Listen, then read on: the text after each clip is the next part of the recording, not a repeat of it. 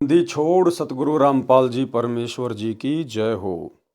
परमपिता परमात्मा सारी सृष्टि के रचनहार, कुल मालिक, असंख्य ब्रह्मांडों के स्वामी, जगत गुरु, तीनों लोकों में प्रवेश करके सबका भरण पोषण करने वाले राजाधिराज, आत्माधार, नाथों के नाथ, देवों के देव, महादेव, सर्वेश्वर, महेश्वर, मृत्युंजय, अजरो अमर, आदि अनादि, सनातनी प्रभु, जगत पिता जगदीश्वर, श्री श्री 1008 की उपाधि के वास्तविक अधिकारी, अकाल मूरत शब्द स्वरूपी राम, वासुदेव, सर्वगतम ब्रह्म, परम पूज्य, प्रथम पूज्य, परम संत, परम पुरुष, परम धनी, परम दयालु, सत्य कबीर, हक्का कबीर, अल्लाह कबीर, अल्लाह अकबर, बाखबर, अल्लाह ताला, जगत के तारणहार, जगत के मुक्तिदाता, जगत के जगन्नाथ, हारे के सहारे, हिंदुओं के राम, मुसलमानों के अल्लाह, सिखों के वाहिगुरु, ईसाइयों के मसीह, दया के सागर दया निधि, करुणा के सागर करुणा निधि, स्वयंभू परिभू, संकट मोचन, कष्ट हरण, मंगल करण, दुख भंजन, अविगत कबीर,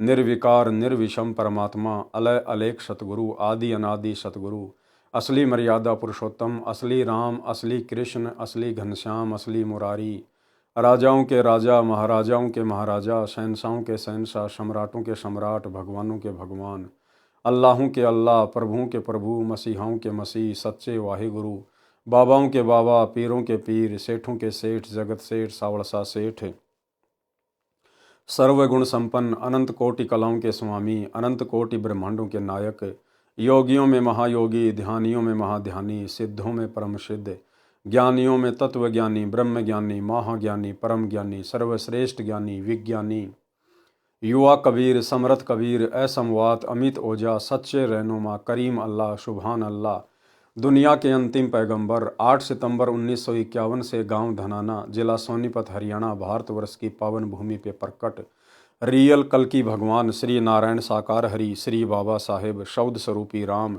संत शिरोमणि सतगुरु रामपाल जी परमेश्वर जी के चरण कमल में साध संगति से जुड़े हुए देश विदेश से हम सभी सत्सेवक भाई बहनों का अनंत कोटि दंडवत प्रणाम। सत्साई भाई और बहनों, दया पूज्य गुरुदेव भगवान की, सतगुरु रामपाल जी परमेश्वर जी की, जिनके विशेष आशीर्वाद से, जिनके विशेष रहमो करम से आप और हम सभी साध संगति से जुड़े हुए सत्सेवक भाई बहन गुरुदेव के तत्व ज्ञान को आधार बनाकर अपनी आत्मा के कल्याण हेतु निरंतर भक्ति मार्ग पर आगे की ओर बढ़ रहे हैं। भाई और बहनों, गुरुदेव भगवान की विशेष रजा, विशेष मेहर आप और हम सभी आत्माओं के ऊपर, जो हमें भक्ति मार्ग से संबंधित गूढ़ रहस्य उन्हीं के कर कमल से लिखित पवित्र ग्रंथ मुक्ति बोध से जानने, सुनने, पढ़ने और समझने को मिल रहे हैं। तो भाई और बहनों, मुक्ति बोध के ऊपर वीडियो बनाने की श्रृंखला जारी है। इसी श्रृंखला में आज हमारा ये तीसरे नंबर का वीडियो है। आज के वीडियो में परमात्मा ने सुमिरन के अंग का सारांश बताया है, जिसको अब हम आगे पढ़ेंगे। पवित्र ग्रंथ मुक्ति बोध, पेज नंबर 17, सुमिरन के अंग का सरलार्थ। राग बिलावल से शब्द नंबर 17 भी पढ़ें। तत् कहन को राम है दूजा ना देवा, ब्रह्मा विष्णु महेश से जाके करते हैं सेवा। तत् कहन को राम है दूजा नहीं देवा, ब्रह्मा विष्णु महेश से जाके करते हैं सेवा। यानी एकमात्र परमात्मा कहने का अधिकारी, देवता कहने का अधिकारी केवल कबीर परमात्मा है। इसके अलावा ब्रह्मा विष्णु महेश तो उनकी सेवा करते हैं, उनके नौकर तुल्य हैं। जप तप तीरथ थोतरे जाकी क्या आशा, कोट यज्ञ पुण्य दान से जम कटे न फांसा। जप तप तीर्थ थोतरे जाकी क्या आशा, यानी सतगुरु के द्वारा जो भक्ति दी जाती है, जो दान धर्म करने की विधि बताई जाती है, सुमरण की विधि बताई जाती है, जो यज्ञ हवन बताया जाता है, उसके अलावा शास्त्र विरुद्ध जितने भी जप तप हैं, तीर्थ हैं, धाम हैं, आप चाहे कितनी उनकी यात्रा कर लो, कितना आप जी उन शास्त्र विरुद्ध मंत्रों का जाप कर लो, कितने आप जी व्रत कर लो, आपको किसी प्रकार से इस काल की जेल से छुटकारा नहीं मिल सकता। यम के दंड से, कर्म दंड से छुटकारा नहीं मिलता। तो गुरुदेव भगवान कहते हैं कि उनकी हम क्या आशा करें, जिनसे हमारा कोई काम ही ना सरे। जब तब तीर्थ थो तरे जाकी क्या आशा, कोटि यज्ञ पुण्य दान से जम कटे न फाशा। चाहे करोड़ों गाय दान कर दो, करोड़ों यज्ञ हवन करवा दो, लेकिन काल का दंड नहीं मिट सकता। जप तप तीर्थ थो तरे जाकी क्या आशा, कोट यज्ञ पुण्य दान से जम कटे न फाशा। यहाँ देन वहाँ लेन है यो मिटे न झगड़ा, वह बिना पंथ की बाट है पावे को दगरा। यानी बिना पंथ की बाट है, बिना रास्ते का सफर है, कैसे पाओगे उस परमात्मा को। इस काल ने तो हमें कर्मदंड में फंसा के रखा हुआ है। यहाँ लेन वहाँ देन है, यहाँ पर भक्ति करो जैसी भी आपको बता दी गई है, अपना भक्ति धन जमा करो और ऊपर जाकर ऊपर के लोकों में उसको समाप्त कर दो, अपने वो पुण्य भोग कर। तो परमात्मा कहते हैं ये झगड़ा तुम्हारा कभी नहीं मिटने वाला। इस प्रकार से जब तक तुम पूर्ण परमात्मा की शरण में नहीं आओगे, जो पूर्ण परमात्मा कबीर देव स्वयं सतगुरु बनकर तत्वदर्शी संत बनकर धरती पर प्रकट होते हैं अपना ज्ञान देने के लिए, जब तक हम इनकी शरण में नहीं आएंगे, इनके अनुसार जब तप नहीं करेंगे, सुमरण नहीं करेंगे, दान धर्म नहीं करेंगे, तब तक हमारा काल का कर्मदंड नहीं मिट सकता। यहाँ देन वहाँ लेन है यो मिटे न झगड़ा, वहाँ बिना पंथ की बाट है पावे को दगरा। बिन इच्छा जो देत है सो दान कहावे, फल बाचे नहीं तास का अमरापुर जावे। परमात्मा गुरुदेव भगवान हमें दान करने की विधि बता रहे हैं कि सबसे पहली बात तो ये कि दान हमेशा सुपात्र को किया जाता है। गुरु बिन माला फेरते गुरु बिन देते दान, गुरु बिन दोनों निष्फल है चाहे पूछो वेद पुराण। गुरु बिन दान पुण्य जो करही, मिथ्या होए कभू न फल ही।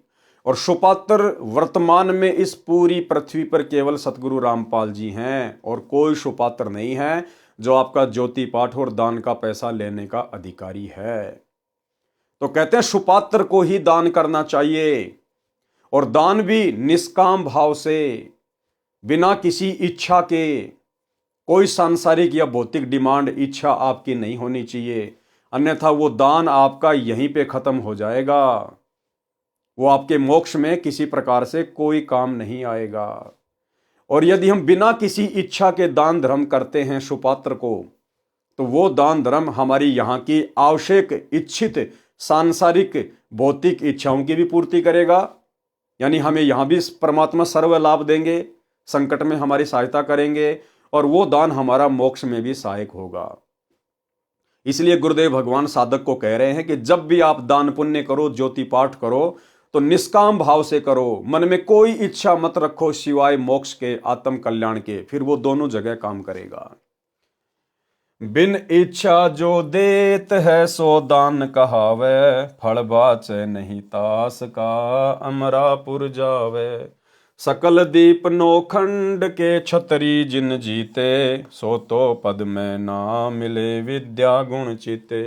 सकल दीप नोखंड के छतरी जिन जीते, और सोतो पद में ना मिले विद्या गुण चीते। यानी परशुराम जैसे जिन्होंने पूरी पृथ्वी के क्षत्रियों को काट दिया था, कहते हैं वो भी इस जंग को जीत नहीं पाया, यहीं काल के चक्कर में फंसा हुआ है जन्म और मरण में, क्योंकि बिना सतगुरु की सत भक्ति के यम दंड मिट ही नहीं सकता। कोटि उनंचा पृथ्वी जिन दीनी दाना, परशुराम अवतार कुकीनी कुर्बाना। कंचन मेर सुमेर रे आए सब माही, काम धेनु कल वृक्ष रे सोदान कराही। सुर नर मुनि जन से वही सनकादिक ध्यावे, शेष सहस मुख रटत है जक पार ना पावे। यानी भाई और बहनों, आप और हमारा सौभाग्य देखिए, आप वर्तमान में इस कलयुग की पिछली पीढ़ी में जिस पूर्ण परमात्मा को, कबीर देव को, सतगुरु रामपाल जी परमेश्वर जी को, जो कि भक्ति और मुक्ति के दाता हैं, कहते हैं सुर नर मुनिजन। सुर यानी जितने भी देवता हैं, नर यानी जितने भी इंसान हैं, बड़े बड़े साधक हैं, मुनिजन सेव ही यानी जिसकी पूजा करते हैं, शनकादिक ध्यावें, शेष सहस यानी जो शेष नाग है वो भी अपने 1000 मुख से उस परमात्मा का नाम रटता है, जपता है, लेकिन उसके बाद भी वो उस पूर्ण परमात्मा की गति को प्राप्त नहीं हो पा रहे, उनको वो वास्तविक नाम प्राप्त नहीं है, इन सबको वो वास्तविक सतगुरु प्राप्त नहीं है, जो बड़े सौभाग्य से आज आप और हमें प्राप्त है। तो उनके द्वारा किए जाने वाला इतना प्रयास भी विफल है, बेकार है। और आप और हमें आज वो परमात्मा मिल गया जिनकी सत्य भक्ति से थोड़े समय में यदि हम मर्यादा में रहकर इस भक्ति मार्ग पर डटे रहे तो हम पूर्ण मोक्ष प्राप्त कर सकते हैं। तो आप और हम भाई बहन, बिचली पीढ़ी वाले, ये सुर नर मुनिजन सनकादिक शेषनाग, इन सब से कितने परम सौभाग्यशाली हैं। सुर नर मुनिजन से वही सनकादिक ध्यावे, शेष सहस मुख रटत है जाका पार ना पावे। ब्रह्मा विष्णु महेश रे देवा दरबारी, शंख कल्प युग हो गए जाके खुले न तारी। सर्व कला संपूर्ण रे सब पीरन का पीरा, अनंत लोक में गाज है जाका नाम कबीरा। आज वो कबीर परमात्मा हमें प्राप्त हो चुके हैं। परले संख असंख रे पल माही बिहानी, गरीबदास निज नाम की महिमा हम जानी। यानी गरीबदास जी हमें बता रहे हैं कि इस निज नाम की कितनी जबरदस्त महिमा है। ये निज नाम कितना जबरदस्त है, आपके सदा सदा के लिए 84 के यम फंद को समाप्त कर देगा। वाणी नंबर 1-2। गरीब ऐसा अवगत राम है, आदि अंत ना कोई, वार पार कीमत नहीं, अचल हिरंबर सोई। गरीब ऐसा अविगत राम है, अगम अगोचर नूर, सुन स्नेही आदि है, सकल लोक भरपूर। यानी अविगत राम यानी कबीर परमेश्वर सतगुरु रामपाल जी की महिमा की गई है। संत गरीबदास जी ने जिसको अविगत राम परम दिव्य पुरुष कहा है, वह कबीर परमेश्वर काशी शहर में जुलाई की भूमिका किया करता था और वर्तमान में गांव धनाना, जिला सोनीपत, हरियाणा में प्रकट होकर इस परमेश्वर ने आप और हमें जगाने के लिए आज एक सामान्य संत की, एक आम व्यक्ति की भूमिका की है। गरीब सब पदवी के मूल हैं, सकल सिद्धि हैं तीर, दास गरीब सतपुरुष बजो, अविगत कला कबीर। गरीब अनंत कोटि ब्रह्मांड का, एक रति नहीं भार, सतगुरु पुरुष कबीर हैं, कुल के सिरजनहार। गरीब हम सुल्तानी नानक तारे, दादू को उपदेश दिया, जाति जुलाहा भेद न पाया, काशी माहे कबीर हुआ। यही सतगुरु रामपाल जी जिन्होंने 650 साल पहले काशी में कबीर जुलाहे की भूमिका की। सरलार्थ, संत गरीबदास जी ने इस अविगत राम का निज नाम पूर्ण सतगुरु से लेकर सुमरण करने के लिए जोर देकर कहा है, उसकी महिमा बताई है, उसकी भक्ति से लाभ तथा अन्य देव की भक्ति से लाभ तथा फिर दोनों की तुलना करके निर्णय दिया है कि राम कबीर का नाम जप भैया, जय तेरा पार चलने को दिल है जी। कबीर परमेश्वर ऐसा अविगत राम है जिसका न आदि यानी जन्म शुरुआत है और न अंत है यानी मृत्यु नहीं है, अर्थात सनातन अविनाशी परमात्मा है। उसका कोई वार पार यानी भेद नहीं।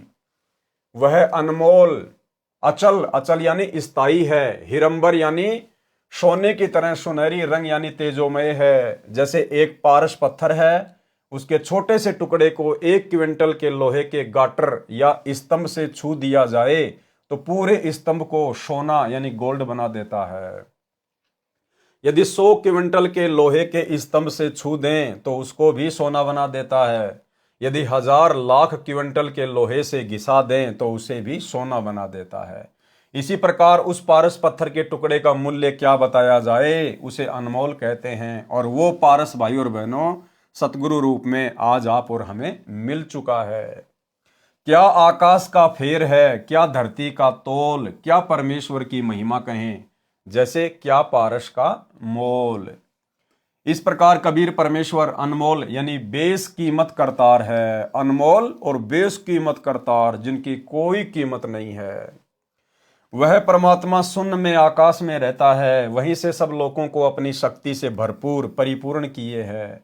जैसे सूर्य करोड़ों किलोमीटर धरती से दूर आकाश में होते हुए भी पूरी पृथ्वी को अपने प्रकाश तथा उष्णता से परिपूर्ण कर रहा है। अगोचर नूर का अर्थ है अव्यक्त प्रकाश युक्त, जो सामान्य साधना तथा चरम दृष्टि से दिखाई नहीं देता है। वाणी नंबर 3 से 7। गरीब ऐसा अविगत राम है, गुण इंद्रिय से न्यारे, सुन सने ही रम रहा दिल अंदर दीदार। गरीब ऐसा अविगत राम है, अपरंपार अल्लाह, कादर को कुर्बान है, वार पार नहीं था। गरीब ऐसा अविगत राम है, कादर आप करीम, मीरा मालिक मेहरबान, रमता राम रहीम। गरीब अलय अविगत राम है, बेच गुण चित माही, शब्द अतीत अगाध है, निर्गुण सरगुण नाही। गरीब अलय अविगत राम है, पूर्ण पद निर्वाण, मोले मालिक है सही, महल मड़ी सतथान। वाणी नंबर 3 से 7 का सरलार्थ, शब्दार्थ यानी कुछ शब्दों के अर्थ बताए हैं।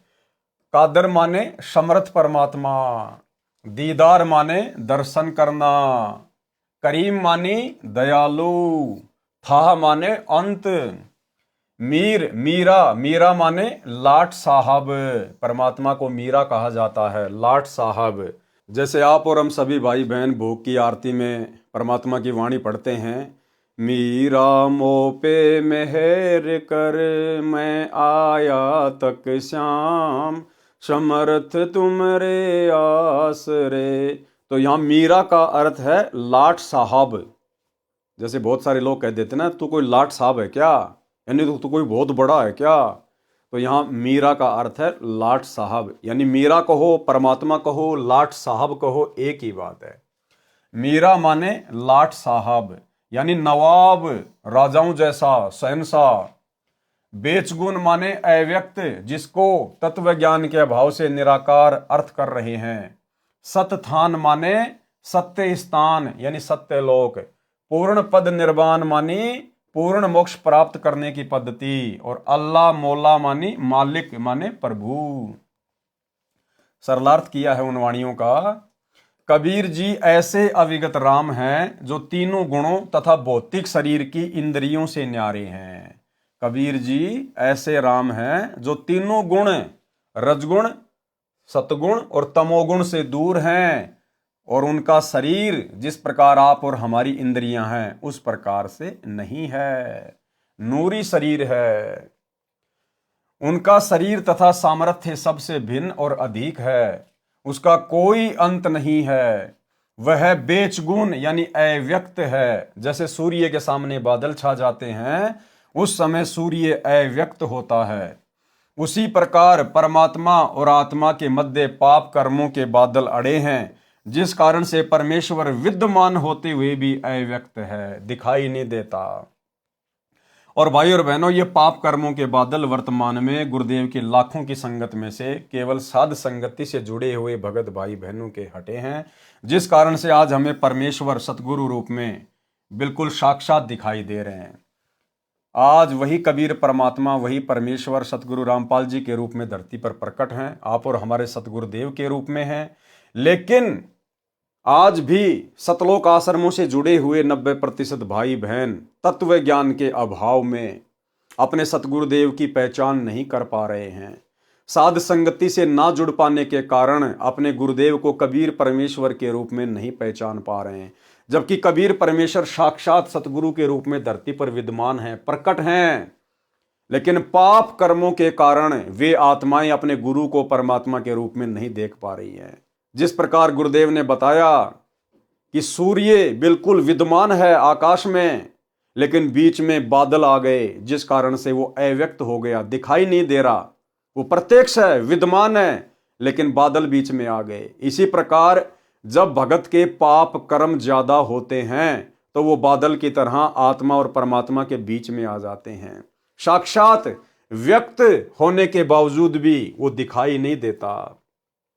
तो भाई और बहनों, ये जो पाप कर्म के बादल हैं ये केवल वर्तमान में साध संगति से जुड़े हुए भगत भाई बहनों को हटे हैं, जिस कारण से आज हमें वो कबीर परमात्मा अपने गुरु भगवान के रूप में स्पष्ट दिखाई दे रहे हैं।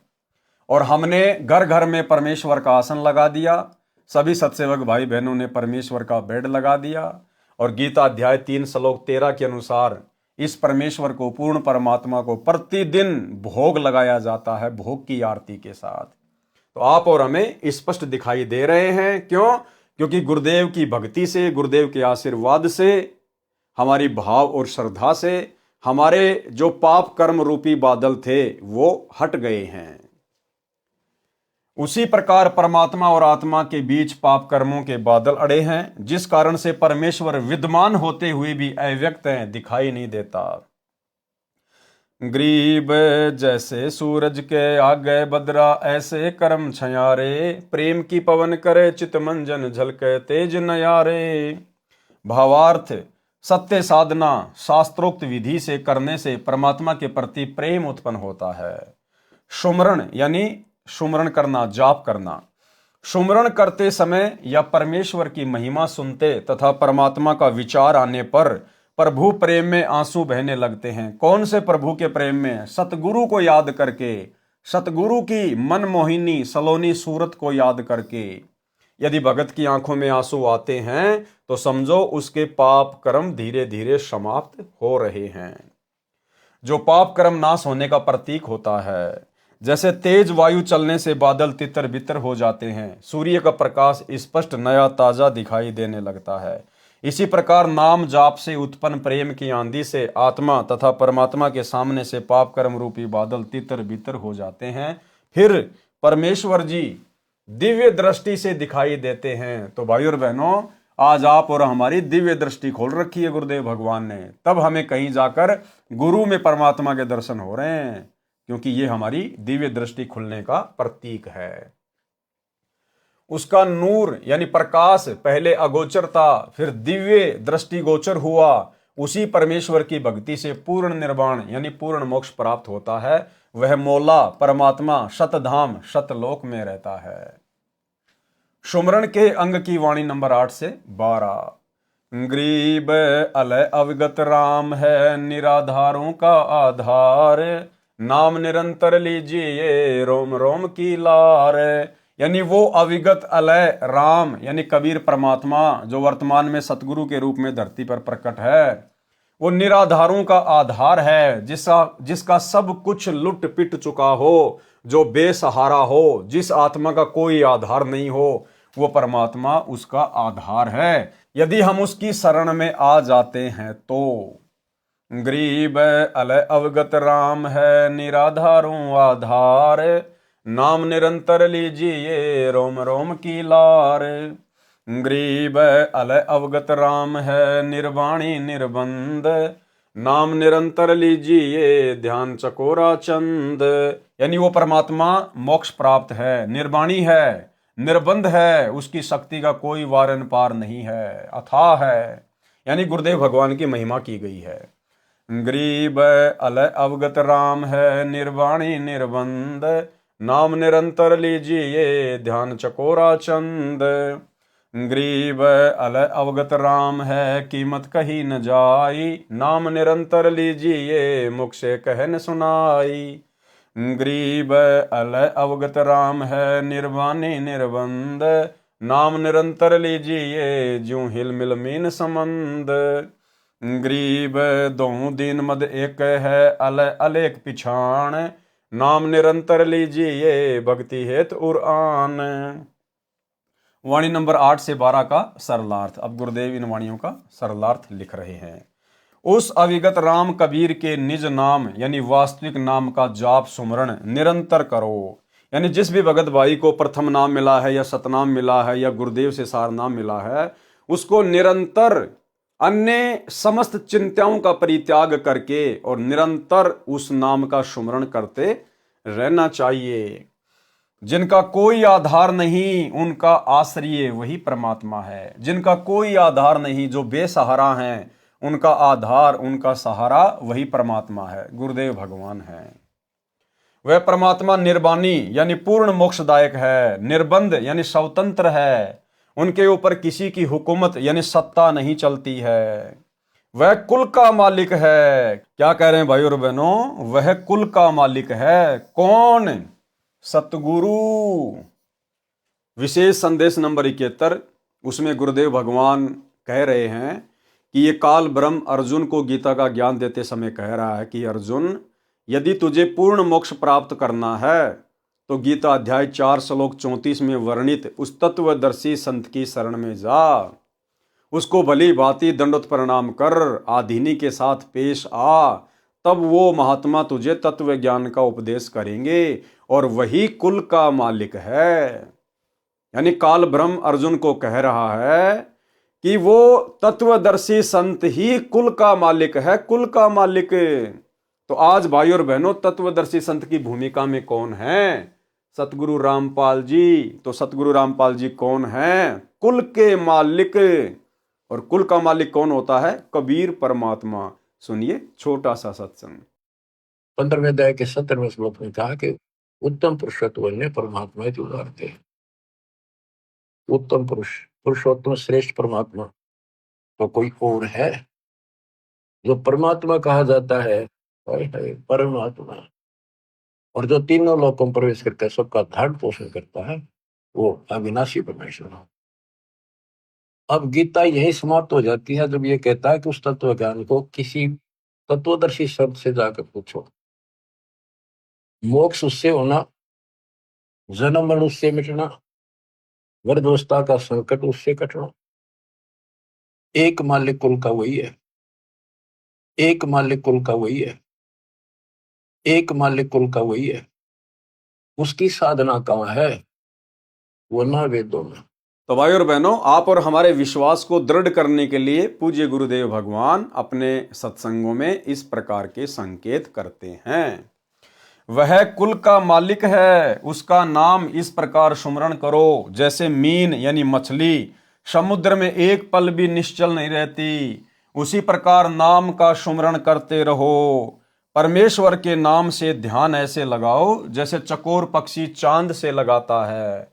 संत धर्मदास जी ने कहा है कि निर्विकार निर्भय तू ही और सकल भय मान, ए जी साधो और सकल भय मान, सब पर तेरी साहिबी, सब पर तेरी साहिबी, तुझ पर साहिब ना, निर्विकार निर्भय।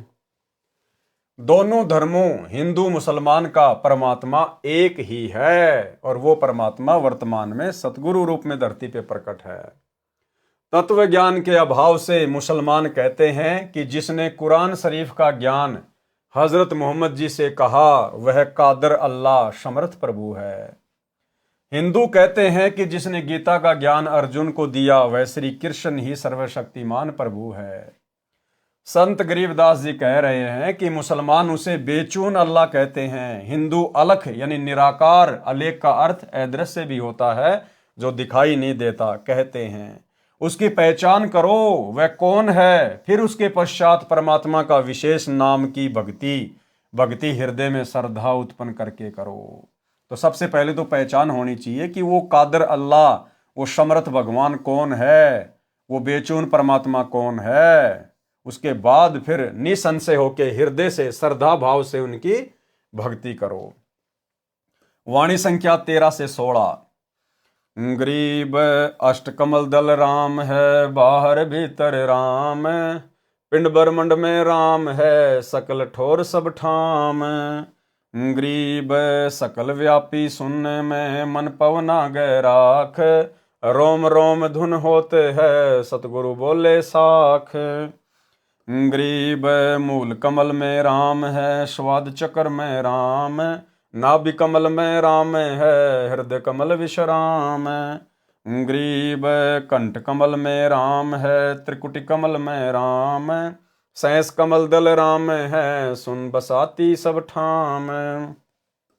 कहने का मतलब है भाई और बहनों, वो अविगित राम, वो कबीर परमात्मा, वो सतगुरुदेव भगवान इस पिंड और ब्रह्मांड में सब जगह व्यापक है। जैसे फूल में गंध होती है, भले ही परमात्मा ने यहाँ के इस ब्रह्मांड को चलाने की जिम्मेदारी, एक नौकरी ब्रह्मा विष्णु महेश को, 33 करोड़ देवी देवताओं को या अन्य उपासकों को दी हुई है, लेकिन उस परमेश्वर की शक्ति के बिना वो देवी देवता भी एक कदम आगे नहीं बढ़ सकते। इसलिए हर जगह राम है, हर देवता में उस कबीर परमात्मा का वास है, हर जगह उस कबीर परमेश्वर का निवास है। वही एकमात्र वास्तव में अवगत राम है। उसी की शक्ति से, सतगुरु की शक्ति से ही सब कुछ चलायमान हो रहा है। सरलार्थ, मानव शरीर में 9 कमल हैं, जिनका कबीर वाणी सूक्ष्म वेद के अतिरिक्त कहीं वर्णन नहीं है। ऋषि महर्षि केवल 7 कमल बताते हैं, परंतु परमेश्वर कबीर जी ने अपने द्वारा बनाए शरीर का यथार्थ ज्ञान कराया है।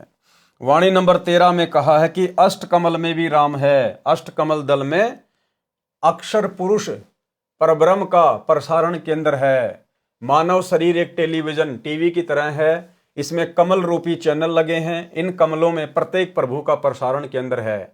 जैसे मूल कमल गणेश देव का चैनल है, नाभि कमल विष्णु लक्ष्मी जी का चैनल है, हृदय कमल में शिव पार्वती जी का चैनल है, कंठ कमल में देवी दुर्गा जी का चैनल है, त्रिकुटी कमल सतगुरु रूप में कबीर जी का चैनल है।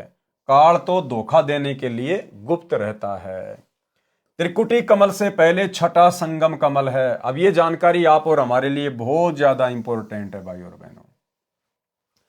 त्रिकुटी कमल से पहले छठा संगम कमल है, जो मुख्य रूप में सरस्वती का चैनल है, जहां पर भक्तों तथा भक्तमतियों की परीक्षा होती है। यानी यहां से हम जितने भी भगत भाई बहन जब शरीर त्याग कर जाएंगे, तो त्रिकुटी से पहले जो छठा संगम कमल है, जहां पर सरस्वती का चैनल है, सरस्वती के रूप में स्वयं दुर्गा ही रहती है भक्तों को फंसाने के लिए, तो वहां पर भगत तथा भक्तमतियों की परीक्षा होती है। यानी परमात्मा आज हमारे से जो भी बुराइयां छुड़वा रहे हैं, वो इसीलिए छुड़वा रहे हैं कि हम वहां पर उस संगम कमल में काल के जाल का शिकार ना हो जाएं। अब कैसे ठगता है वहां काल?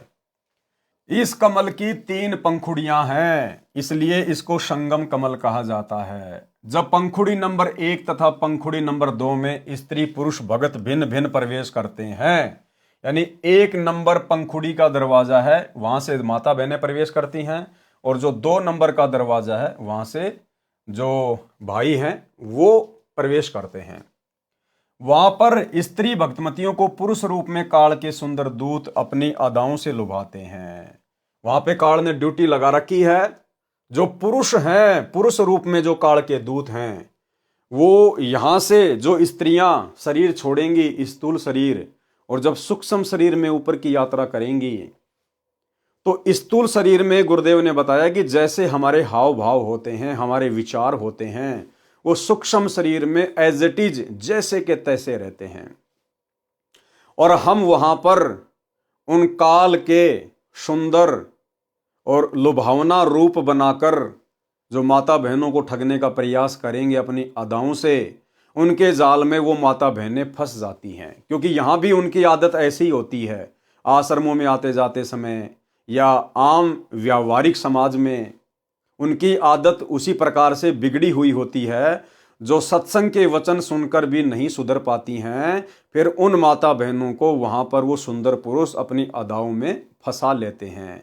उसको पता नहीं चलेगा उन माता बहनों को, उनको तो यही रहेगा कि हम तो सत्संग में जा रहे हैं, हम तो आश्रम में जा रहे हैं, हम तो अपने गांव में बैठे हैं। ये नहीं पता चलेगा कि शरीर छूट गया और हम त्रिकुटी की यात्रा कर रहे हैं, बिल्कुल भी नहीं। इसलिए परमात्मा सतगुरुदेव भगवान बार बार जोर देते हैं कि हमने इस गंदी वृत्ति को यहीं पर समाप्त कर देना है। और देखो भाई और बहनों, कितनी बड़ी दया है गुरुदेव भगवान की। इसलिए दास बारंबार कहता है कि साध संगति भक्ति मार्ग का ट्रेनिंग सेंटर है। अब साध संगति में गुरुदेव भगवान की प्रेरणा से भगत भाई बहनों ने आपस में भाई बहन के संबंध बना लिए हैं। जो पति पत्नी के रिश्ते में थे, अब इस मार्ग में आने के बाद उन्होंने भाई बहन के संबंध स्थापित कर लिए। तो भला जो बहनें अपने पति के साथ भाई के रिश्ते में आ गई, जो भगत भाई अपनी पत्नी के साथ बहन के रिश्ते में आ गए, तो भला वे फिर वहां कैसे फंसेंगे? अर्थात उनके मन में तो जरा भी विषय वासनाओं को लेकर चिंतन मनन नहीं होगा।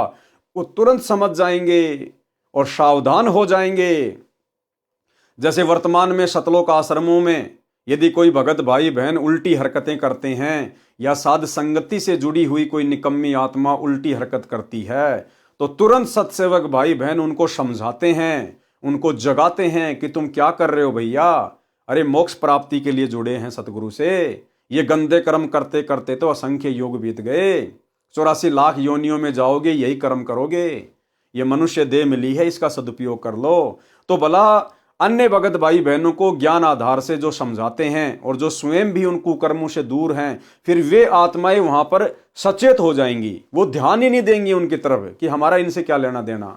यही बातें तो गुरुदेव भगवान हमारे को दिन रात बताया करते थे। तो साध संगति भक्ति मार्ग का ट्रेनिंग सेंटर है। और दूसरी तरफ सतलोक आश्रम, अब वहां की स्थिति स्वयं गुरुदेव भगवान अपने मुख कमल से बयान कर रहे हैं कि इन आश्रमों के तो कोऑर्डिनेटरों की भी अभी तक गंदी वृत्ति नहीं निकली है। अपनी गुरु बहनों के प्रति कितनी अश्लील नजर है, कैसी कैसी गंदी हरकतें करते हैं ये, कैसे कैसे इनके विचार हैं। आप स्वयं गुरुदेव के मुख कमल से सुन लीजिए कि इन आश्रमों में अभी तक क्या हो रहा है। सुनिए। विचार करना होगा कि हम कौन है, कहां से आए। आपस में खेचातानी रखते हो अभी भी भगत हो गए। अच्छे इंसान तो जगत वाले गुनाह करते ऐसा जैसे भगत कर रही है। अच्छे इंसान तो जगत वाले गुनाह करते ऐसा जैसे भगत कर रही है। अच्छे इंसान तो जगत वाले गुनाह करते ऐसा जैसे भगत कर रही है। किसी को छोटी सी सेवा दे देते, कोऑर्डिनेटर बना दिया, वो ने सोचा मैं खुदा बन गया। और इतना शिक्षा तो बने, मजदूर बनो सीखो, मजदूर। और कई देखा है कि कोऑर्डिनेटर या जिसकी जो भी व्यवस्था लगाई जाए तो व्यवहार भी ठीक नहीं करते, धमकान लग जाते, फुरकान लग जाते। और कुछ ऐसी भी शिकायतें आई हैं जो बहन बेटियों के साथ गलत मैसेज भी डालते हैं। तो वो दुष्ट लोग ना तो कोऑर्डिनेटर के योग्य है ना वो भगत के योग्य। और कुछ ऐसी भी शिकायतें आई हैं जो बहन बेटियों के साथ गलत मैसेज भी डालते हैं। तो वो दुष्ट लोग ना तो कोऑर्डिनेटर के योग्य है ना वो भगत के योग्य। और कुछ ऐसी भी शिकायतें आई हैं जो बहन बेटियों के साथ गलत मैसेज भी डालते हैं। तो वो दुष्ट लोग ना तो कोऑर्डिनेटर के योग्य है ना वो भगत के योग्य। तो ऐसा तो संगत माई कुसंगत उपजेगी, और ऐसी कुसंगत होगी फिर हम रखेंगे नहीं उसको खेत में। किसान उस कुबाड़ को पाड़ कर खेत तो बाहर फेंक देता है, तो उसको आप मिशन से निकाल दिया जाया करेगा। सुधर जाओ, एक के नहीं सुनी जाया करती थी, सामूहिक शिक्षा दी जाती है, अमल कर लो इन पे। कर्म बतेरे फोड़ लिए, इस ज्ञान का असर क्या हुआ? थोड़ा सा सुख होते हो फिर पक्के एजेंट काल के बन जाते हैं, बकवाद वही करनी, भगवान से दूर हो जाना। थोड़ा सा सुख होते हो फिर पक्के एजेंट काल के बन जाते हैं, बकवाद वही करनी, भगवान से दूर हो जाना। थोड़ा सा सुख होते हो फिर पक्के एजेंट काल के बन जाते हैं, बकवाद वही करनी, भगवान से दूर हो जाना। तो भाई और बहनों, ये दया गुरुदेव भगवान की वर्तमान में साध संगत पर है और हमने इस दया को इसी प्रकार से बना के रखना है ताकि हम संगम कमल में काल के जाल का शिकार ना हो। वहां पर स्त्री भक्तमतियों को पुरुष रूप में काल के सुंदर दूत अपनी अदाओं से लुभाते हैं। जिन स्त्रियों का मन भक्ति के कारण निश्चल हो चुका है, यानी जिन माता बहनाओं का मन भक्ति के कारण निश्चल हो गया है, डगमग नहीं है, वे उनके जाल को समझकर अपने गंतव्य की ओर बढ़ जाती हैं। और जो कच्ची होती हैं वे वही आड़ पकड़ जाती हैं, वो उनके चक्रों में आ जाती हैं, उनकी अदाओं पे आकर्षित हो जाएंगी। वो उनको दूत वहां बने सुंदर एकांत स्थान पर ले जाकर उनसे यौन संबंध बनाकर भ्रष्ट करके काल जाल में फंसाकर सरस्वती रूप में विराजमान दुर्गा देवी के पास ले जाते हैं। वह उस भगतमती को बहुत प्यार देती है, कौन? दुर्गा, तथा अपने स्थान पर रख लेती है। कुछ दिन उपरांत धर्मराज के दरबार में ले जाकर उसका हिसाब करवाया जाता है। तत्पश्चात उसके पुण्य तथा भक्ति कर्म अनुसार स्वर्ग में अप्सरा बना दी जाती है। इसी प्रकार पुरुष भगत पंखुड़ी 2 में प्रवेश करते हैं। वहां पर 72 करोड़ सुंदर अप्सराएं रहती हैं। उन पुरुषों को वे अपनी अदाओं से लुभाकर जाल में फंसाती हैं। किन पुरुषों को? जो यहां पर उसी प्रकार की गंदी सोच में लिप्त रहेंगे, भक्ति करते करते भी जिनकी गंदी सोच नहीं निकली है। जैसे कुछ ही समय पहले सात संगति से दो आत्माओं को निकाला गया है, भगत राजेश दास और एक भगतमती थी, उसका नाम मुझे वर्तमान में ध्यान नहीं आ रहा। वो दिल्ली की रहने वाली थी। उनकी अश्लील चैट उनके मोबाइल में पकड़ी गई। बाहर संगत में तो भाई बहन होने का दिखावा कर रहे थे, अंदर ही अंदर काल टूटी, पता नहीं चलेगा बिल्कुल भी। तो हमने तो हमेशा यही सोच के भक्ति करनी है कि हम तो त्रिकुटी पे खड़े हैं, और यदि हमसे जरा सी भी चूक हो गई अब हमारा तो सारा बना बनाया काम बिगड़ जाएगा। तो उन दोनों के लिए वो जयपुर की सात संगति वो त्रिकुटी थी, त्रिकुटी। और वहां से उनको परमेश्वर ने रिजेक्ट मार दिया, क्योंकि ये गंदगी भक्ति मार्ग में नहीं चलेगी। अगर भक्ति करते करते हमारी ऐसी गंदी सोच रही तो फिर हम वहां पर संगम कमल में काल के उन दूतों के हत्थे चढ़ जाएंगे, उन अप्सराओं के हत्थे चढ़ जाएंगे, उन सुंदर पुरुषों के हत्थे चढ़ जाएंगे, और फिर हमें काल अपने जाल में फंसा के ले जाएगा। क्या फायदा फिर यहां पर इतना त्याग करने का, इतना दान करने का, इतनी भक्ति करने का। तो हमने सावधान रहना है। जो उस जाल को इस ज्ञान से समझ जाता है वह उनकी ओर देखता तक नहीं है। अपने गंतव्य का अर्थ है उद्देश्य वाले स्थान, यानी त्रिकुटी की ओर जाने वाली तीसरी पंखुड़ी वाले मार्ग की ओर चलते रहते हैं। यानी सतगुरु हमें संकेत करते रहेंगे, उस हिसाब से हम चलते रहेंगे। जो कच्चे भगत होते हैं, सत्संग में भी इसी तरह टेढ़े मेढ़े देखते रहते हैं, वे भी उन सुंदर जालिम अप्सराओं की अदाओं से आकर्षित होकर एकांत स्थान की ओर पेशाब या पानी पीने के बहाने खिसक जाते हैं। जैसे वो राजेश दास जयपुर की सात संगति में जिसको आउट कर दिया गया, वो सत्संग में बार बार मोबाइल फोन लेकर बाहर जाके, एक दीवार थी उसके नीचे बैठकर कि मुझे कोई नहीं देख रहा, अंदर सारे सात संगत वाले गुरुजी की महिमा कर रहे हैं, और वहां बैठकर वो बातें करता था, वो अश्लील चैटिंग किया करता था। तो इसी प्रकार से वहां होगा, वो अप्सराएं उस मजनू को पकड़ के ले जाएंगी एकांत स्थान पर, और उसको लगेगा मुझे यहां कोई नहीं देख रहा, मैं बिल्कुल सुरक्षित हूं। जैसे वो डंडे के पास में बैठ के मोबाइल पे बात कर रहा था कि मैं सुरक्षित हूं, लेकिन भैया सुरक्षित कोई नहीं है। जो कच्चे भगत होते हैं, सत्संग में भी इसी तरह टेढ़े मेढ़े देखते रहते हैं, वे भी उन सुंदर जालिम अप्सराओं की अदाओं से आकर्षित होकर एकांत स्थान की ओर पेशाब या पानी पीने के बहाने खिसक जाते हैं।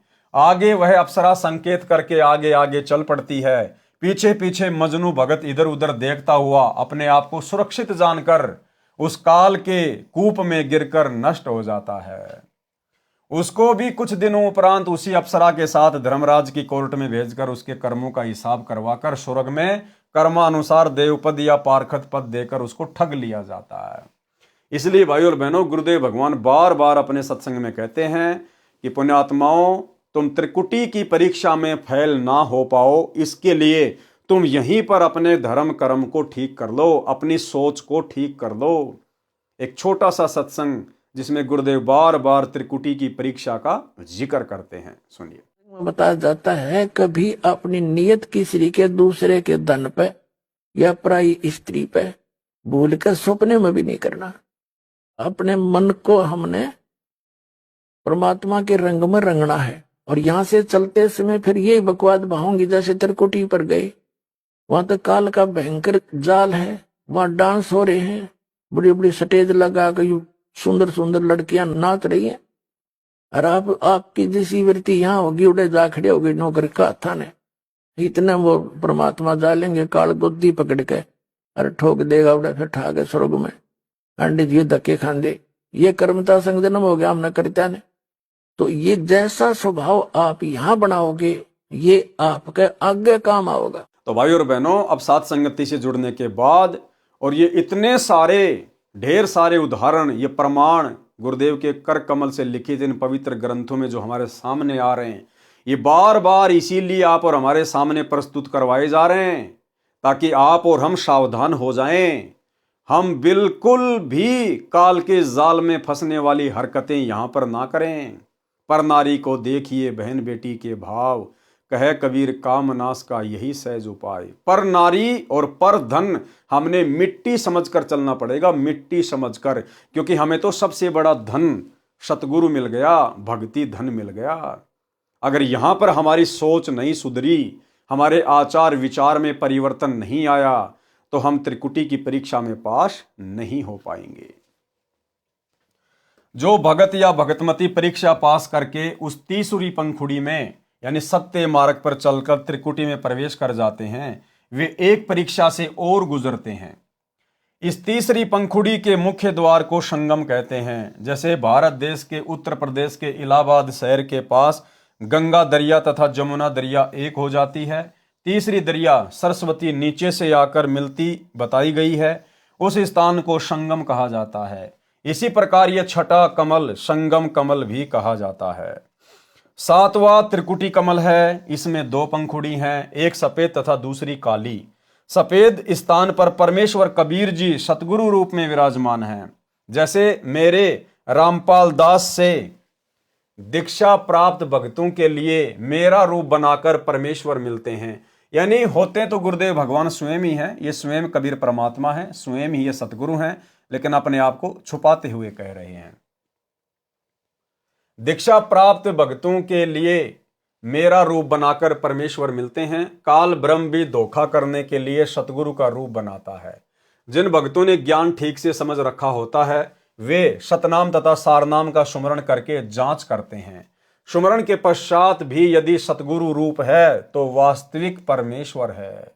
यदि नकली सतगुरु काल ब्रह्म होगा तो सुमरण से उसका नकली सतगुरु रूप समाप्त हो जाएगा।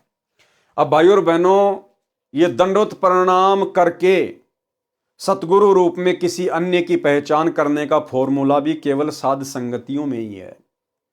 सतलोक आश्रमों से जुड़े हुए भाई बहनों को, सतगुरु रामपाल जी परमेश्वर जी के बेटा बेटी भाई बंधु रिश्तेदारों को, इनको किसी को दंडोत प्रणाम तक भी करना नहीं आता है। जो विधि गुरुदेव भगवान ने बताई है उस विधि से ये लोग दंडोत प्रणाम नहीं करते, तो भला त्रिकुटी पर ये लोग कैसे बच पाएंगे? क्योंकि उस समय पता तो चलेगा ही नहीं कि मैं आश्रम में हूं, अपने घर पे हूं, या त्रिकुटी पे हूं, या किसी संत समागम में हूं। तो जब आज ही ये इतने बड़े बड़े भगत, आश्रम संचालक, बड़े बड़े कोऑर्डिनेटर, गुरुदेव का परिवार, जब आज ही इन लोगों को दंडोत प्रणाम करने की सही विधि का ज्ञान नहीं है कि भैया कैसे मंत्र जाप करना चाहिए, कैसे हमने दंडोत प्रणाम करना चाहिए, तो भला उस समय इनकी क्या हालत होगी। तो ये दया भी परमात्मा ने अपने गुरुदेव को यथार्थ दंडोत प्रणाम करने की साथ संगत वालों के ऊपर ही बख्शी है। यदि नकली सतगुरु काल ब्रह्म होगा तो सुमरण से उसका नकली सतगुरु रूप समाप्त हो जाएगा, काल रूप दिखाई देगा। यह घटना केवल उसी भगत को दिखाई देगी जिनको ये ज्ञान याद है, और जिनको ज्ञान याद नहीं रहता वे वहां असफल हो जाते हैं। कहने का मतलब है, जो भगत भाई बहन इस पृथ्वी पर भक्ति करते करते जब उनका शरीर छूटता है, उस समय तक यदि वो मर्यादा में नहीं है, तो उस समय वो कितना यत्न कर लेना, कितना ही त्रिकुटी पे वो प्रयत्न कर लेना, कितना वो सुमरण कर लेना, उस समय काल के जाल से वो नहीं बच सकते। और जो भगत भाई बहन पूर्ण मर्यादा में हैं, जिनकी सुरती सतलोक में लगी हुई है, उनको तो परमात्मा बाईपास ले जाएगा, त्रिकुटी वरकुटी के झंझट में नहीं डालेगा परमात्मा। तुम कर दो पल में पार हो जा रजा थारी। ये त्रिकुटी वाली यात्रा तो परमेश्वर उन आत्माओं से करवाएंगे जो आत्माएं यहां पर भक्ति करते करते भी मर्यादा में नहीं रह पाई, काल के पक्ष में पहुंच जाते हैं, जन्म मरण के चक्कर में फंसकर करा कराया नष्ट करके जन्म मरण के चक्कर में रह जाते हैं। जो भगत परीक्षा में सफल हो जाते हैं उनको परमेश्वर कबीर जी सतगुरु रूप में साथ लेकर धर्मराय की कोर्ट में ले जाते हैं। वकालत करके ब्रह्म काल के स्तर के धार्मिक कर्मों का पुण्य वहां जमा कराकर भक्तों को अपने साथ ब्रह्मरंध्र के सामने त्रिवेणी पर ले जाते हैं। वहां सतनाम के ओम से दूसरे मंत्र का जाप करते हैं, ब्रह्मरंध्र का किवाड़ तुरंत खुल जाता है। आगे चलकर दो रास्ते हो जाते हैं, बाया रास्ता काल के ब्रह्मलोक में सहस्त्र कमल में चला जाता है, दाया रास्ता मिनी सतलोक की ओर जाता है। जो काल ब्रह्म के साधक हैं उनके लिए सहस्त्र कमल अष्ट कमल है, जिसमें ज्योति निरंजन का निवास है। ये ब्रह्म के पुजारियों का 8वां कमल है, परंतु इस स्थान पर केवल वह जा सकता है जिसको काल ब्रह्म किसी उद्देश्य से बुलाता है, या परमेश्वर कबीर जी का भगत सतनाम के सुमरण से ब्रह्मरंध्र को खोल कर जाता है।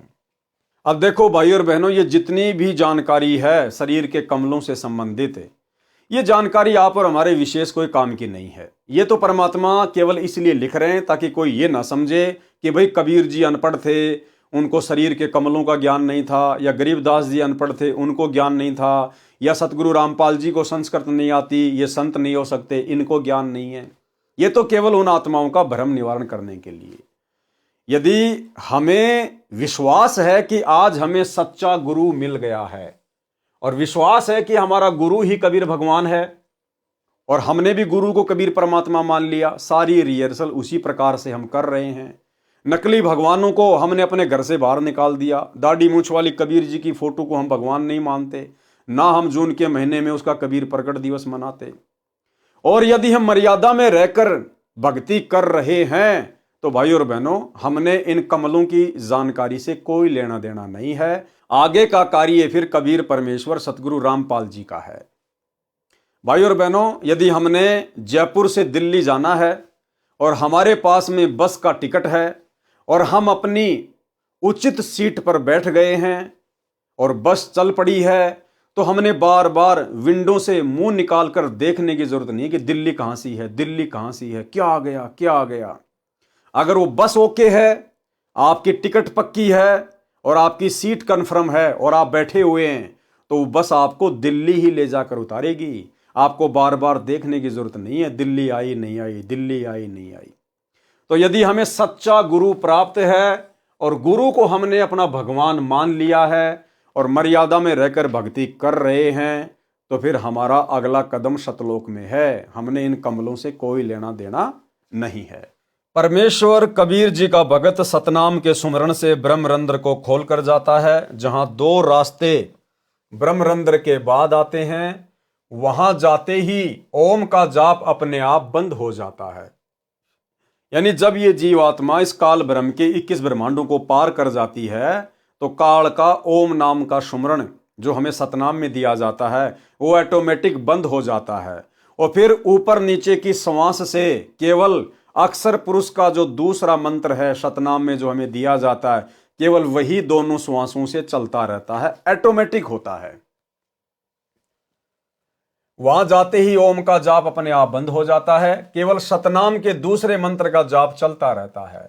श्वास यानी श्वास लेते समय और छोड़ते समय यही मंत्र चलेगा। साथ में सारनाम भी दोनों अंदर बाहर श्वासों में चलेगा। गरीब सोहम सोहम धुन लगे, दर्द बंद दिल माही, सतगुरु पर्दा खोल ही अगम दीप ले जाही। दाईं ओर चलने पर वह अष्ट कमल आएगा जो अक्षर पुरुष वाला चैनल है, जिसकी 10 पंखुड़ियां हैं। इसके आगे मिनी सतलोक है जो 9वां कमल है। इसकी असंख्य पंखुड़ियां हैं। परम अक्षर पुरुष यानी सत्य पुरुष का चैनल है।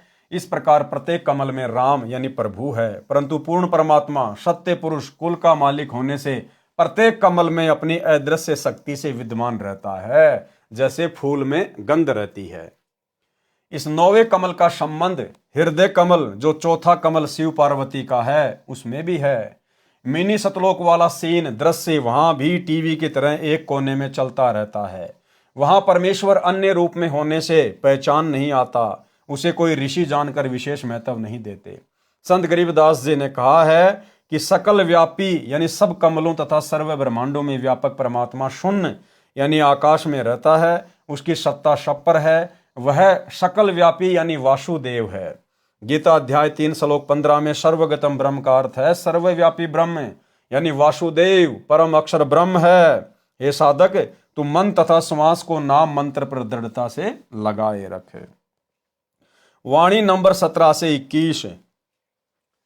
गरीब अचल अभंगी राम है, गलता ना दमलीन, सुरत नृत्य के अंतरे बाजे अनहद बीन। गरीब राम कहा तो क्या हुआ, उर्मे नहीं यकीन, चोर मुझे घर लूटे ही 5-25-3। गरीब एक राम कहते राम हैं, जिनके दिल हैं एक, बाहर भीतर रम रहा पूर्ण ब्रह्म अलेख। गरीब राम नाम निज सार है, मूल मंत्र मन माही, पिंड ब्रह्मंड से रहित है, जननी जाया नाही। गरीब राम रटत ना ढील कर, हरदम नाम उचार, अमी महारस पीजियो यो तत् बारंबार।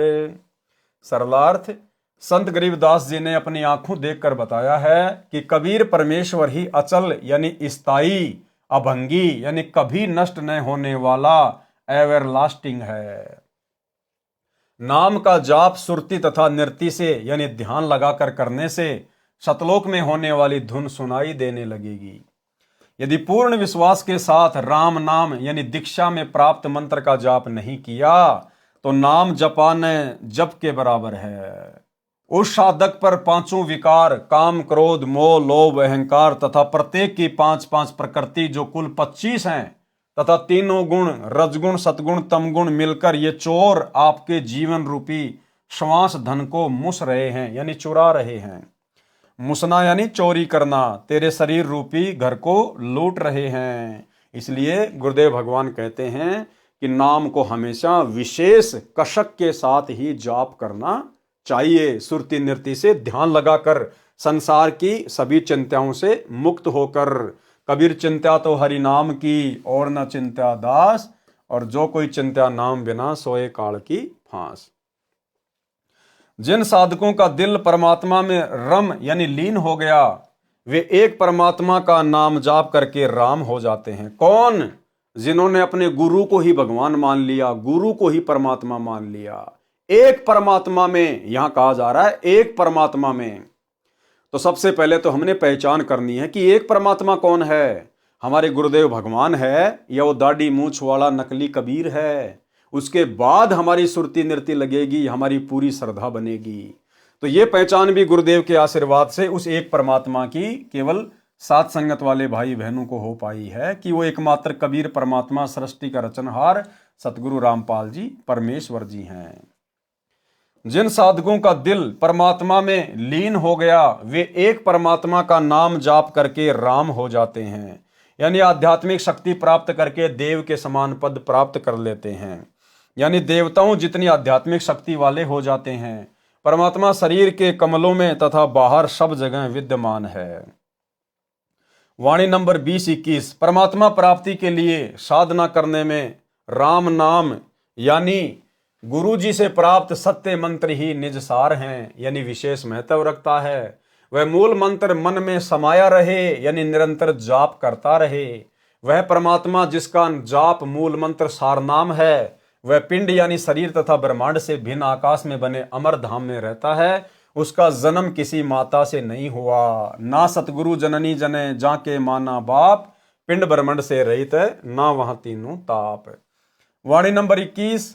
अब उस राम का सुमरण यानी सुमरण करने में ढील ना कर, प्रत्येक श्वास यानी हरदम से नाम का उच्चारण कर। यह सुमरण रूपी अमृत को पी ले। ये तत्व यानी निष्कर्ष है, बार बार इस नाम के जाप का आनंद ले। अमी महारस यानी अमर होने का महान मंत्र के जाप रूपी रस को पी ले, यानी निरंतर गुरुदेव भगवान ने हमें जो सुमरण दिया है हम उसका जाप सुरती नृत्य से करते रहें, मर्यादा में रहकर करते रहें, गुरु को कबीर परमात्मा मानकर करते रहें। वाणी नंबर 22-24। गरीब कोटि गऊ जे दान दे, कोटि जग जो नार, कोटि कूप तीरथ खैने मिटे नहीं जमार। गरीब कोटिक तीरथ व्रत करी, कोटि गज कर दान, कोटि असुव विप्रो दिए मिटे न खेचा तान। गरीब पार्वती के उर्धरा अमर भीषण माही, सुखदेव की 84 मिट्टी निरालम निज नाम। यानी गुरुदेव भगवान हमें समझाना चाह रहे हैं कि बिना सतगुरु और बिना सतगुरु के सतनाम के आप चाहे कितने भी नकली नामों का जाप कर लो, राधे राधे श्याम मिला दे, हरे राम हरे कृष्णा ओम नमो भागवते, कुछ भी आप कितनी ही ये पुराणों के अनुसार गऊ दान में दे दो, कितने आप जी हवन यज्ञ करवा लो, कितने आप जी कुएं खुदवा लो, बावड़ियां खुदवा लो, तालाब खुदवा लो, कितने आप जी घोड़े दान में दे दो ब्राह्मणों को, लेकिन इस काल के साथ जो जन्म मरण की खींचातान है वो नहीं मिट सकती। वो तो केवल सतगुरु की शरण में आकर, सतगुरु को परमात्मा मानकर, और सतगुरु ने हमें जो दीक्षा मंत्र दिए हैं उनका अंतिम श्वास तक मर्यादा में रहकर सुमरण करने से ही कटेगा। सरलार्थ संत गरीबदास जी ने परमेश्वर कबीर जी से प्राप्त अध्यात्म ज्ञान को बताया है कि यदि यथार्थ नाम जाप करने को नहीं मिला, यथार्थ नाम वर्तमान में केवल सतगुरु के पास है, तो चाहे पुराणों में वर्णित धार्मिक क्रियाएं करोड़ों गाय दान करो, करोड़ों धर्म यज्ञ तथा जोनार जिमणवार किसी खुशी के अवसर पर भोजन कराना करो, चाहे करोड़ों कुएं खुदवाओ, करोड़ों तीर्थों के तालाबों को गहरा कराओ, जिससे जम मार काल की चोट यानी कर्म का दंड समाप्त नहीं होगा। चाहे करोड़ों तीर्थों का भ्रमण करो, करोड़ों व्रत रखो, करोड़ों हाथी दान करो, चाहे करोड़ों घोड़े ब्राह्मणों को दान करो, उससे जन्म मरण तथा कर्म के दंड से होने वाली खींचातान यानी दुर्गति समाप्त नहीं हो सकती। भक्ति मुक्ति के दाता सतगुरु भक्ति मुक्ति के दाता, और उस साहिब के हुक्म बिना नहीं तरवर पात हिलनता। केवल गुरु ही भक्ति और मुक्ति के दाता हैं।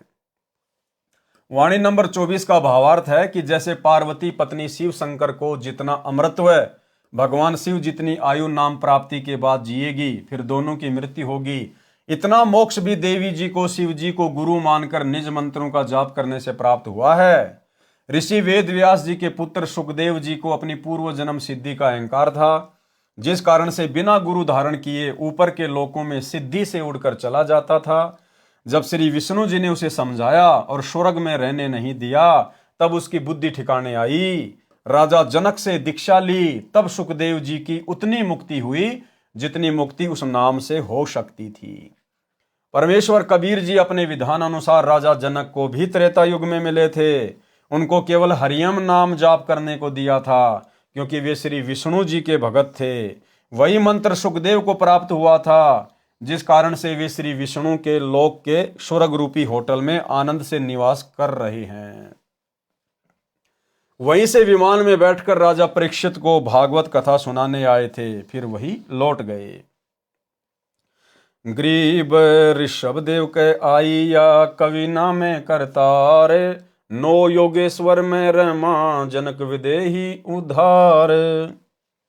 भावार्थ, परमेश्वर कबीर जी अपने विधान अनुसार कि परमात्मा ऊपर के लोक में निवास करता है, वहां से गति करके आता है, सतलोक से गति करके आता है, अच्छी आत्माओं को मिलता है, उनको अपनी वाणी द्वारा भक्ति करने की प्रेरणा करता है। जैसे आज गुरुदेव भगवान ने सत्संग यानी वाणी द्वारा आप और हमें भक्ति करने की प्रेरणा दी है।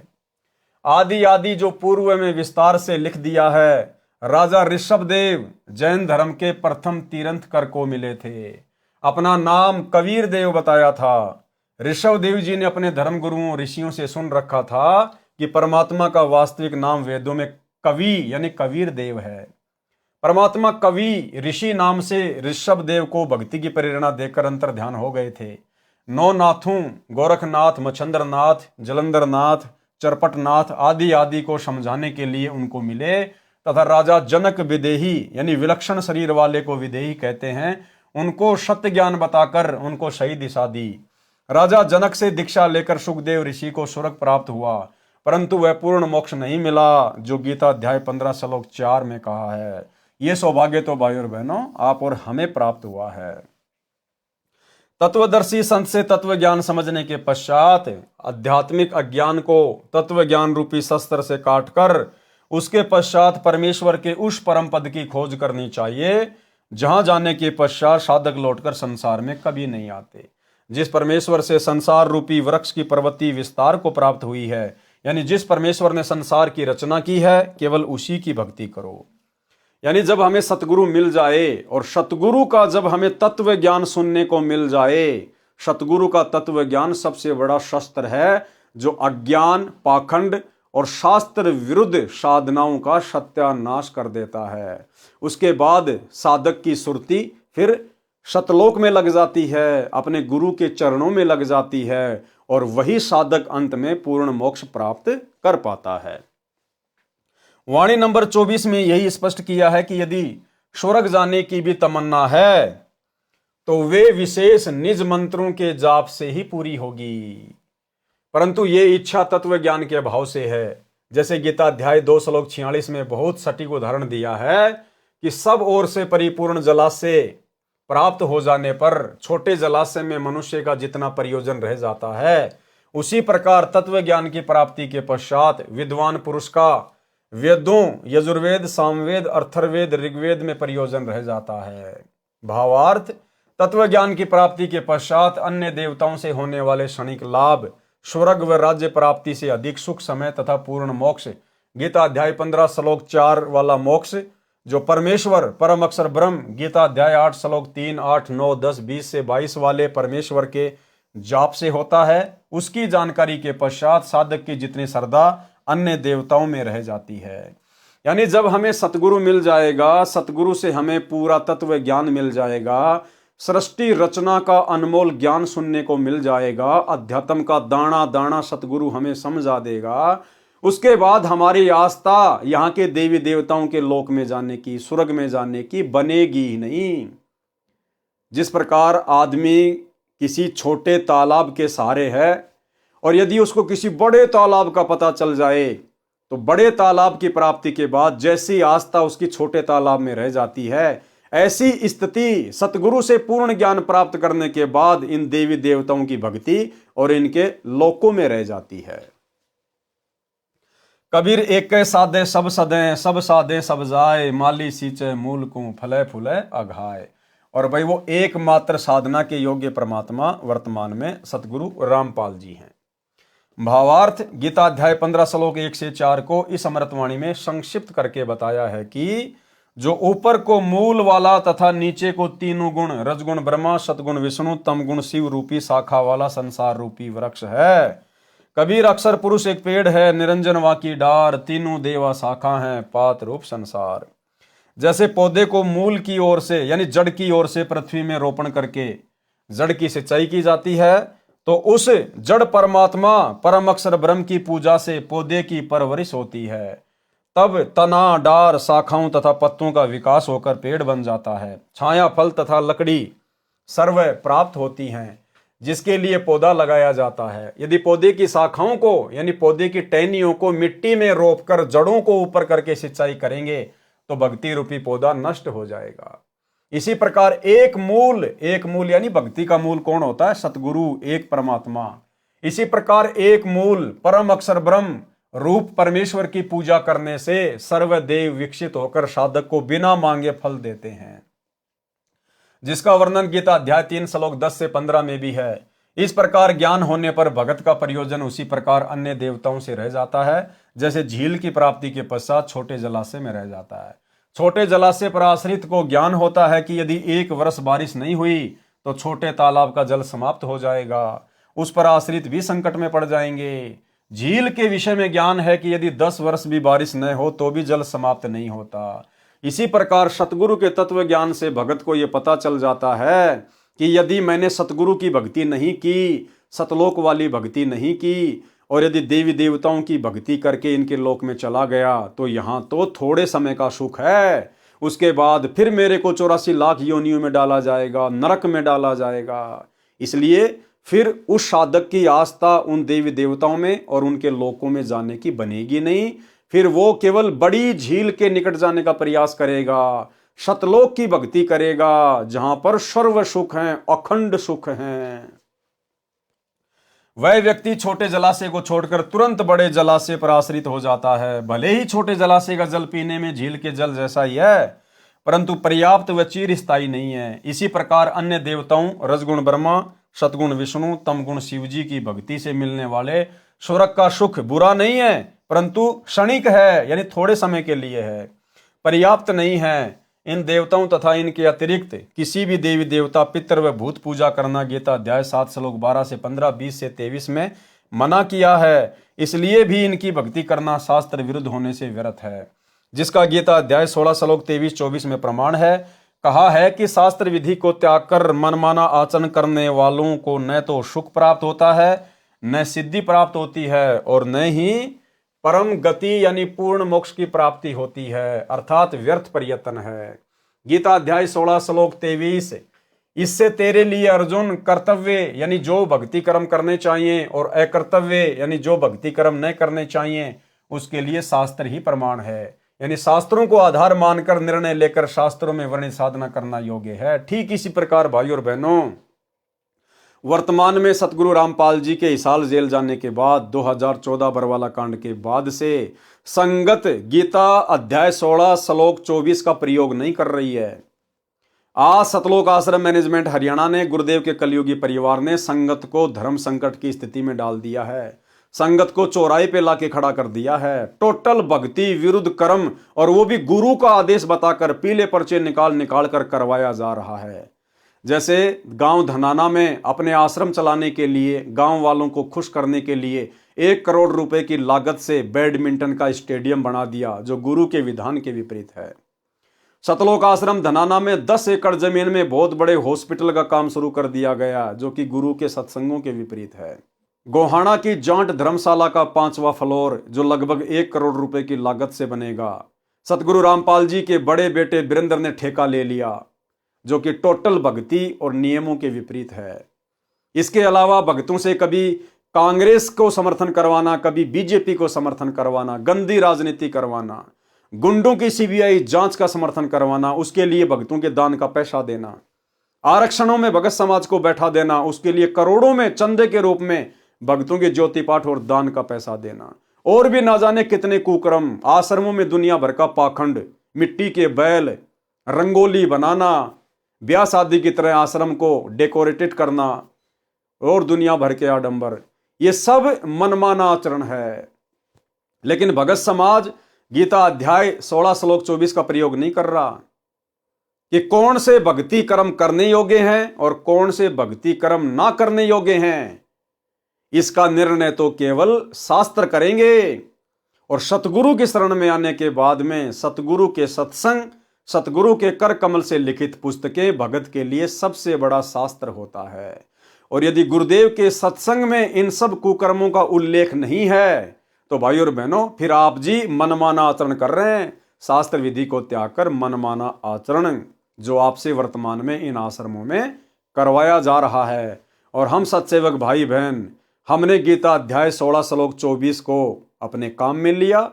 हमने इस श्लोक के आधार से जो भी उल्टे आचरण करने के आदेश, जो भी घटिया कर्म करने के आदेश सतलोक आश्रम मैनेजमेंट हरियाणा के द्वारा संगत में पारित किए गए, हमने सीधे सीधे उनके ऊपर अमल ना करके पहले अपने गुरुदेव भगवान के सत्संगों को बीच में रखा, गुरुदेव भगवान के शास्त्रों को, उनकी पुस्तकों को बीच में रखा, अर्थात ज्ञान को आधार बनाकर सोचा कि जो कर्म हमसे वर्तमान में कोऑर्डिनेटरों के माध्यम से या गुरुदेव के परिवार वालों के माध्यम से करवाए जा रहे हैं, ये गुरुदेव के सत्संगों के अनुसार है या सत्संगों के विपरीत है। और जब हमें लगा कि ये तो शास्त्र विधि को त्याग के मनमाना आचरण करवाया जा रहा है, तो हमने बिल्कुल नकार दिया कि भैया हम तुम लोगों के कहे अनुसार भक्ति मार्ग पर ये उल्टे कर्म नहीं कर सकते। तो भाई और बहनों, आज हमारी जान बची, अर्थात हमारी भक्ति बची, हमारी मर्यादा बची। बाकी सतलोक आश्रमों से जुड़े हुए भाई बहनों की कोई मर्यादा सुरक्षित नहीं है। वाणी नंबर 25, गरीब अगम अनाहद भूमि है, जहां नाम का दीप एक पलक बिछुड़े नहीं, रहता नैनों बीच। सरलार्थ, उस परमेश्वर का द्वीप यानी सतलोक अगम अनाहद, काल के तथा अक्षर पुरुष के लोकों से आगे वाली विशाल धरती है। अनहद माने जिसकी हद यानी सीमा ना हो। सतलोक विसीमित है, वह परमात्मा तत्व ज्ञान प्राप्त साधक की आंखों का तारा बनकर रहता है। अब देखो, बहुत सारे भगत भाई बहन शंका जाहिर करते हैं। वैसे तो गुरुदेव भगवान ने अपने सत्संगों में कई बार जिक्र किया है, तो कई भगत भाई बहन कहते हैं कि भगत जी मुझे अपनी आंखों के सामने जो है वो काली काली धारियां सी दिखाई देती हैं। कोई कहता कि वो मक्खी जैसी दिखाई देती है, आंखें बंद करते हैं तो भी वो दिखाई देती है।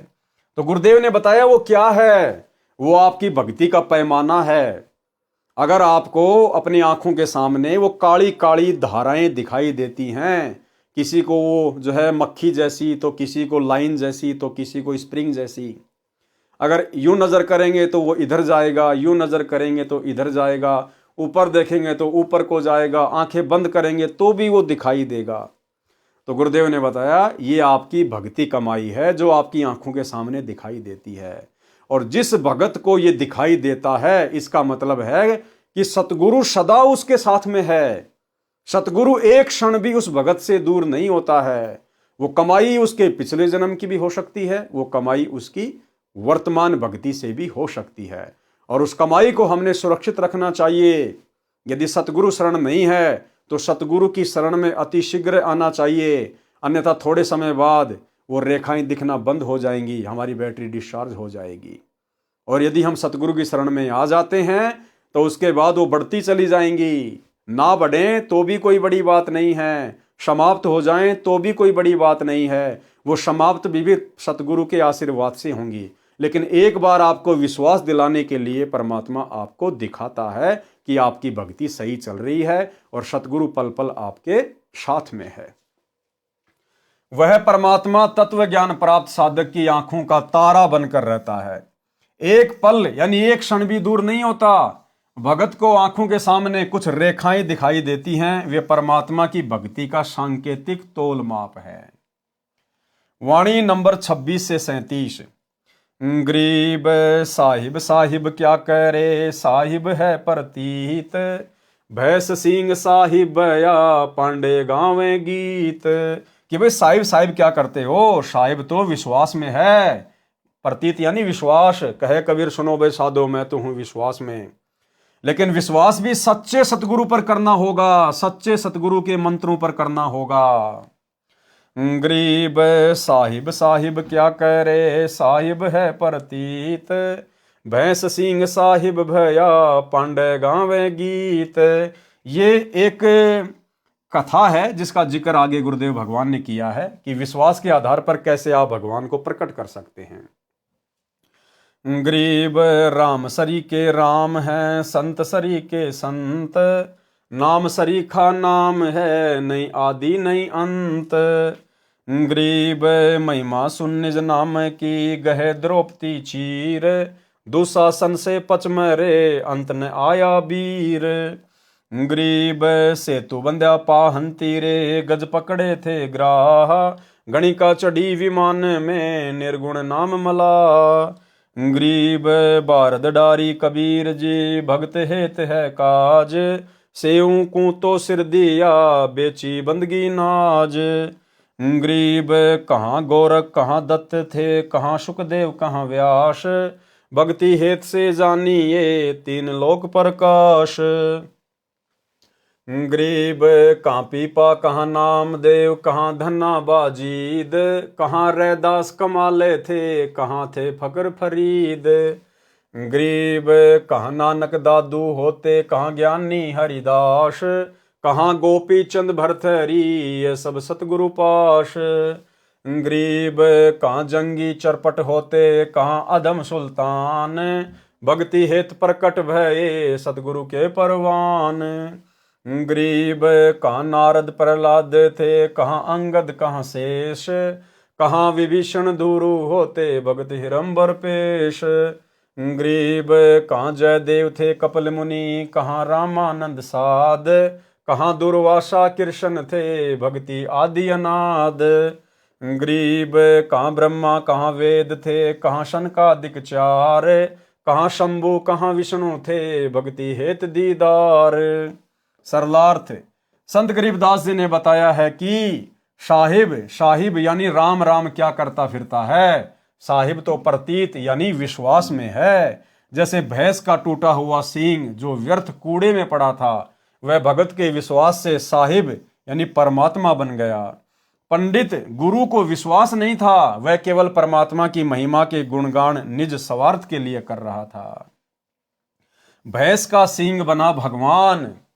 तो भाई और बहनों, आज के वीडियो में हम केवल इतना ही लेंगे। आज पवित्र ग्रंथ मुक्ति बोध के ऊपर हमारा ये तीसरे नंबर का वीडियो था। कल रात्रि 8 बजे इसके चौथे नंबर के वीडियो में हम आगे बढ़ेंगे और परमेश्वर ने इन वाणियों का सरलार्थ किया है।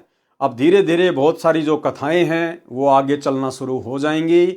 उन कथाओं के माध्यम से हमारा विश्वास बढ़ेगा, हमारी दृढ़ता बढ़ेगी और धीरे धीरे हम इसी प्रकार से अपने गुरुदेव के प्रति पूर्णतया समर्पित हो जाएंगे और हमें इतना ज्ञान हो जाएगा, इतनी जानकारी हो जाएगी, और ज्ञान से ही भय बनता है, भय बिना भक्ति नहीं होती, और हम कभी सौपन में भी सतगुरु की मर्यादा तोड़ने का ख्याल अपने दिमाग में नहीं लाएंगे, तभी हम भक्ति मार्ग पर सफल हो पाएंगे। तो आज की वीडियो में केवल इतना ही। कल रात्रि 8 बजे फिर जुड़िए। तब तक गुरुदेव भगवान हम सबको आज्ञा दें, इजाजत दें, आशीर्वाद दें। बंदी छोड़ सतगुरु रामपाल जी भगवान की जय हो।